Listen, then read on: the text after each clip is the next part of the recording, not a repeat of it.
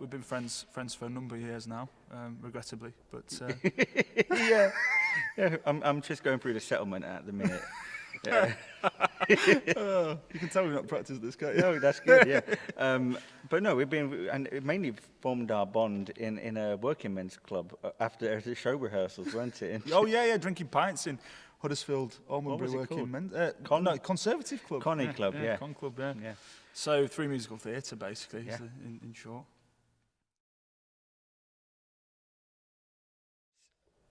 I think he thinks he's more talented than he is, in all fairness. Because actually, the scores that we've got on the rows, they're not actually by you. Why are you telling people that you wrote it? It's all lies. Well, he's my best mate, so that's probably an encouraging sign. He's quite tough to share a room with sometimes, but Oh, yeah, feelings mutual on that. I mean, it's mainly the toiletries. He likes to lay them all out in the bathroom. yeah, I do, yeah. He does. It's cute. No, he's a lovely, lovely man, and obviously a very talented musician as well. Beautiful voice, and he's my best mate. So I tend to do more of the musical stuff, but when we're singing, we just both get stuck in, don't we? Yeah, because I think with the album especially, it was a case of we've fleshed ideas back and forth, but predominantly I will choose the track list and then you choose how it's arranged. Yeah, that's true. Yeah. But yeah, so the live performance is really where our hearts are at. That's what we love doing, and that's kind of why we like to. We record the music because we want to share it with people, and hopefully that'll give us more opportunities to perform live. But yeah, there's nothing like the real thing, is there? No, never in. No. Yeah. It makes a great coffee, Matt. No, it's honestly it's good. What we've done, I think, as Adam talked about earlier, it's a good choice of songs. We're doing with each one of them is trying to combine the classical and the more contemporary sound, so that the arrangements are interesting, they're exciting. It's a sort of bit of a modern sound. You don't know what to think when the song starts, do you? Because you're listening to a hymn fundamentally with I Vow to Thee and those types of numbers, but we've put a more modern spin on it.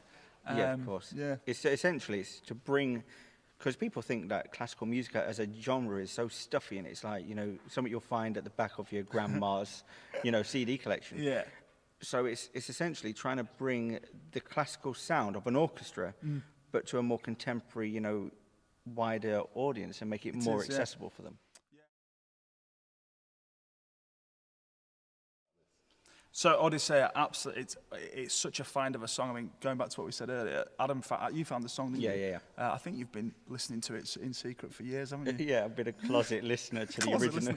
It's a fantastic track, so I'll let you talk a bit about the background, but what we've tried to do with it's got that epic feel to it. It sounds like cinema music, which really lends itself well to the orchestra we've got as well, who quite often are more specialised in recording film music. Yeah. So it gives you that really spine-tinglingly epic feel.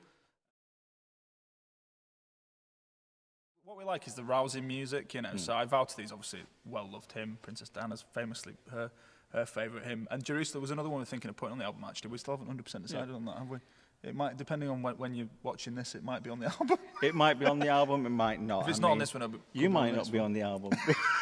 You've got 1 hour to change your mind. So no, what are you doing? Do you sing? Do you want to come on the album? What are you doing later?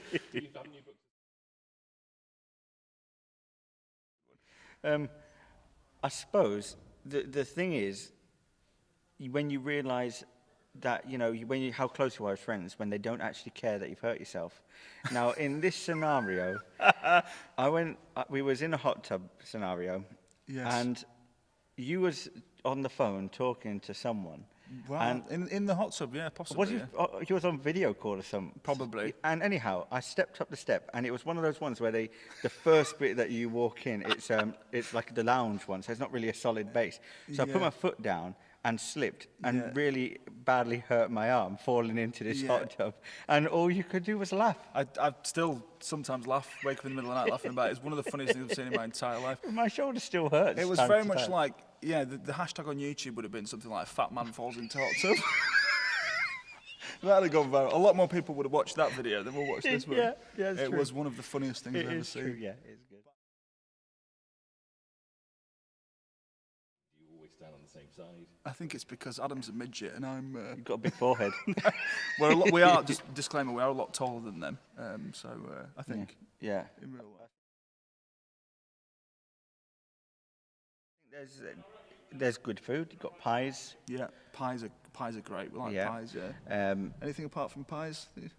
The views. Views. That's a good one. Yorkshire tea.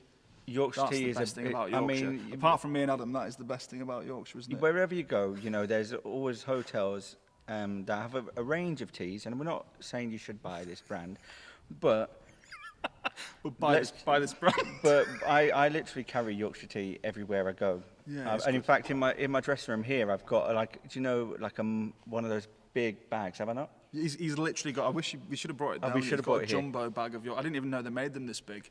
My suitcase that I brought with my clothes in it for today is smaller than Adam's bag of tea. Yeah. Yes. Tea. Apart from the tea, do you take anything else with you when you're, on the road? Adam. Ideally, clothes. Yeah. It makes you think of home. That was okay. Do we take anything with us when we're on the move that makes us think of home? Just my teddy bear and a pair of clean underpants, really. Get you out of most situations.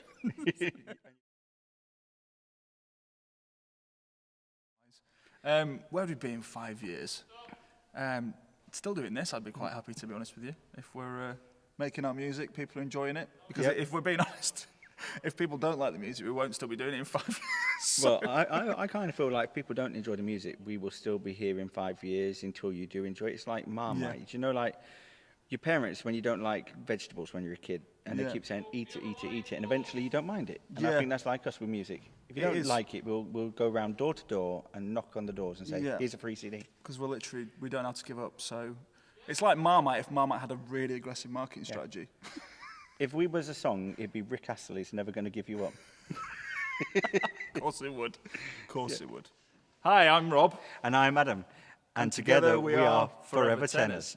And we're just here at Stoller Hall in Manchester recording 3 tracks from our brand new album. It'd be great if you could like us on Facebook if you want to hear more news when the album's getting released. Or you could subscribe to our YouTube channel, or follow us on Instagram, Twitter, or sign up to our website. And we'll make sure you're the first to know about upcoming news.